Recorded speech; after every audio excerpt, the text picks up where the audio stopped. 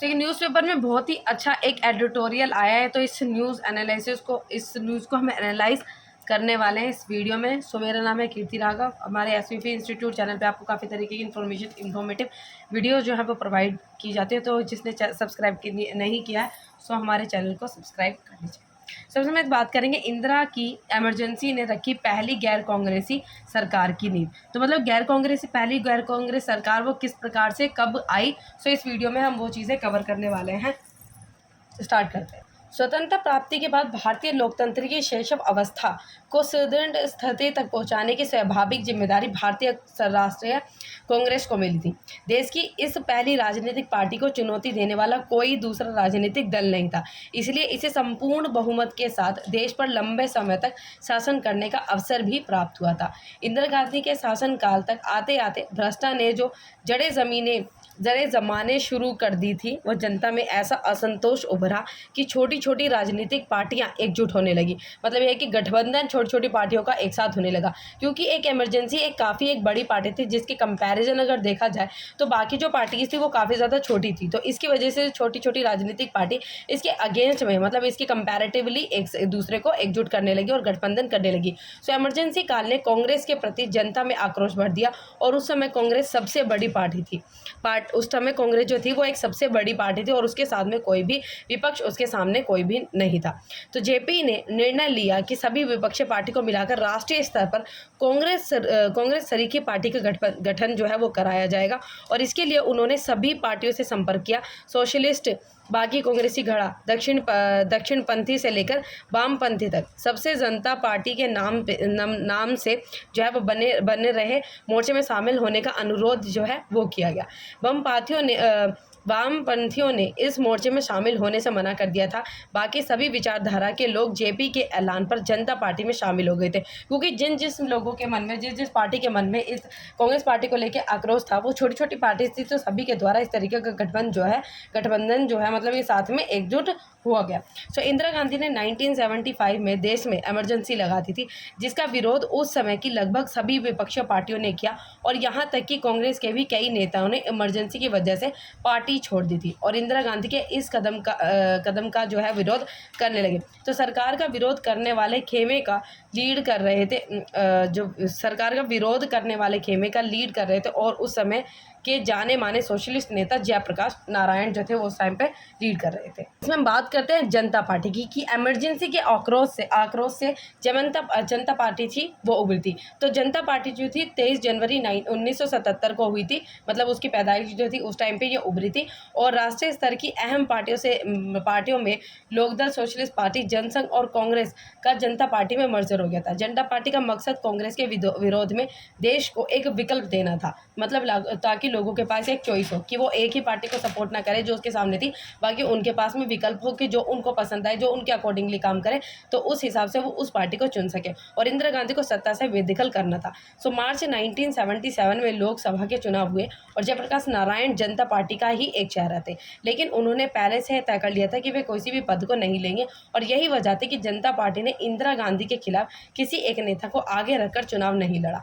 कांग्रेस और बसपा को छोड़ दें तो कई पार्टियों का पैदाइश जो है वो जनता पार्टी से हुई थी। जैसे हम बात करते हैं बीजेपी की, राष्ट्रीय लोकदल की, समाजवादी पार्टी थी और इन सब चीज़ों का, इन पार्टियों का जो विघटन है वो मतलब जनता पार्टी के विघटन से ही पार्टियां उभरी थी, वजूद उसी से ही था। तो इनके नेताओं को ही ले लें तो मुलायम सिंह यादव, राजनाथ सिंह, चौधरी अजीत सिंह ने भी ऐसी कभी जनता पार्टी के कार्यकर्ता भी हुआ करते थे। हम बात करते हैं 24 मार्च की 1977 की। तो 24 मार्च 1977 को पहली बार बनी थी गैर कांग्रेसी सरकार। तो इस टाइम पे जो मुरारी जी मंत्रिमंडल ने प्रधानमंत्री पद की शपथ ली थी और देश में पहली बार गैर कांग्रेसी सरकार बनी थी। और जनता पार्टी की जीत और पहली गैर कांग्रेसी सरकार की स्थापना, चुनाव जीतने के बाद प्रधानमंत्री पद के 3 दावेदार उभरे, मुरारी जी देसाई, जगजीवन राम और चौधरी चरण सिंह। जनता पार्टी संसदीय दल ने नेता चुनने का अधिकार जेपी और आचार्य जेपी कृपलानी को सौंप दिया था। दोनों बुजुर्ग नेताओं ने प्रधानमंत्री पद के लिए मुरारी जी के नाम पर मुहर लगाई और चरण सिंह गृह मंत्री बने और जगजीवन राम रक्षा मंत्री जो बने। इंदिरा गांधी की गिरफ्तारी को लेकर जनता पार्टी में दरार पड़ी थी। कुछ ही दिनों बाद इमरजेंसी के दौरान हुई जदयू के जांच के लिए गठित जो है वह शाह आयोग की सिफारिश के आधार पर इंदिरा गांधी की गिरफ्तारी जो हो गई। इसके विरोध में संजय गांधी की ब्रिगेड ने देश भर में तूफान जो है वो खड़ा कर दिया और पूरे देश में हजारों कांग्रेसी कार्यकर्ताओं ने इंदिरा गांधी के समर्थन में अपनी गिरफ्तारियां दी। इस मुद्दे पर पार्टी के अंदर ही मतभेद हो गए और गृह मंत्री के नाते गिरफ्तारी का जो आदेश चरण सिंह का था।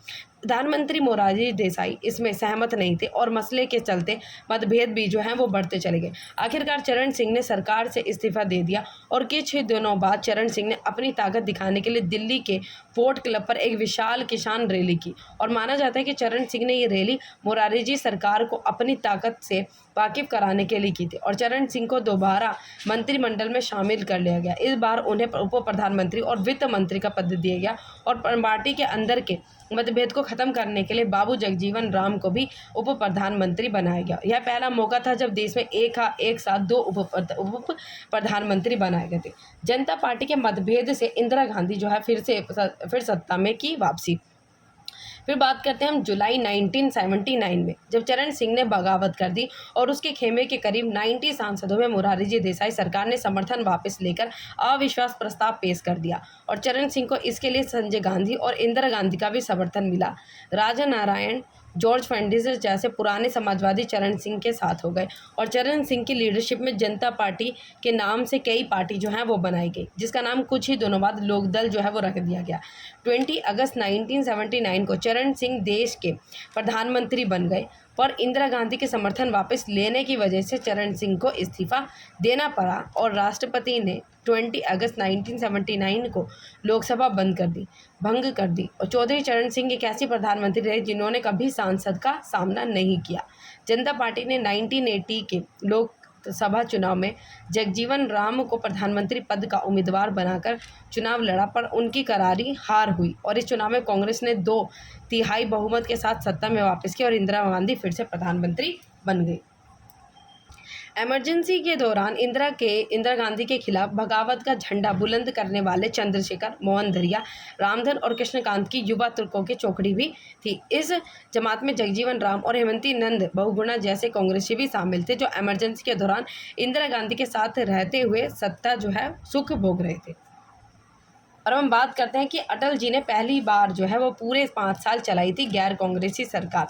तो देश के मौजूदा रियासत में कांग्रेस और बीजेपी दोनों पार्टियां गठबंधन के सहारे सत्ता के सिंहासन पर पहुंचने की कवायद में जुटी थी और देश में गठबंधन की राजनीतिक साल 1977 में ही शुरू हो गई थी। लेकिन इससे पूर्व प्रधानमंत्री अटल बिहारी वाजपेयी ने कामयाब बनाया। वाजपेयी ने 24 दलों को साथ लाकर राष्ट्रीय जनतांत्रिक गठबंधन यानी एनडीए बनाया और 5 साल तक सरकार चलाई थी।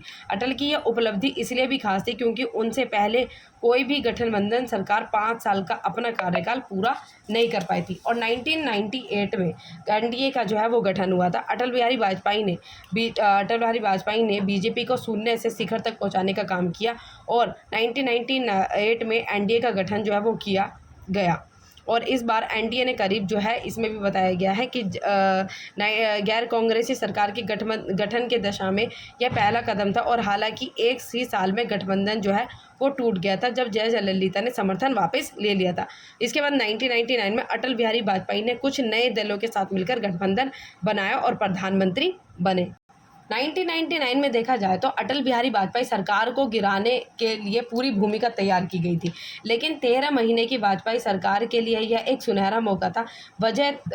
वजह थे 2 बड़े मुद्दे जिस पर जनता सरकार के साथ दृढ़ता से खड़ी थी।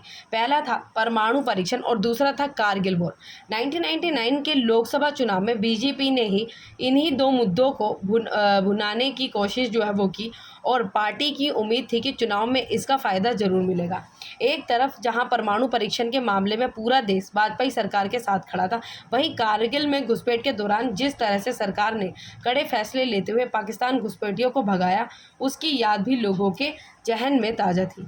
ऐसे में माना जा रहा था कि एनडीए की ही जीत होगी और अपेक्षा के मुताबिक लोगों ने एनडीए को ही वोट दिया। लेकिन जिस तरह से कांग्रेस और लेफ्ट की करारी हुई और इससे सबके होश जो है वो भगता हो गए। एनडीए के खाते में 269 सीटें आईं, जबकि तेलुगु देशम की 29 सीटों के समर्थन के बाद वाजपेयी सरकार के पास आसानी से पूर्ण बहुमत हासिल हो गया। सोनिया की लीडरशिप में कांग्रेस ने अब तक का सबसे खराब प्रदर्शन किया और पार्टी को 23 सीटों का नुकसान उठाना पड़ा। कांग्रेस ने 453 सीटों पर अपने उम्मीदवार खड़े किए और महज 114 उम्मीदवार ही सांसद का सफर तय कर पाए, जबकि इनकी सहयोगी पार्टियों का तो और भी बुरा हाल था। लेफ्ट का पतन भी जारी रहा और सीपीआई ने तो अपनी राष्ट्रीय पार्टी का स्टेटस ही गंवा दिया। सीपीआई के महज 4 सीटें मिली। इस चुनाव में पहली बार एक गैर कांग्रेसी सरकार का स्थायित्व मिली। इससे पहले 1977 में और 1989 और 1996 में भी गैर कांग्रेसी सरकार बनाने की कोशिश की गई, लेकिन कोई भी 5 साल का कार्यकाल पूरा ना कर सकी और पहली बार वाजपेयी सरकार के नेतृत्व में एनडीए ने पूरे 5 साल किए। सो ये काफ़ी ज़्यादा इंफॉर्मेटिव वीडियो है, एक पहली गैर कांग्रेसी सरकार की जो इंफॉर्मेटिव वीडियो है, जिसमें आपके बाकी गवर्नमेंट एग्जाम में जिसकी डेट्स वगैरह पूछी जा सकती है और गैर कांग्रेसी सरकार के बारे में भी पूछा जा सकता है कि किस तरीके से ये पार्टी जो है वो बनी थी और किसके द्वारा ये बनाई गई थी और मतलब कितने टाइम तक ये चली थी। तो काफ़ी इंफॉर्मेटिव वीडियो है। पसंद आई तो हमारी वीडियो को प्लीज़ लाइक कीजिए, चैनल को सब्सक्राइब कीजिए और किसी तरीके का डाउट हो तो कमेंट भी कीजिए।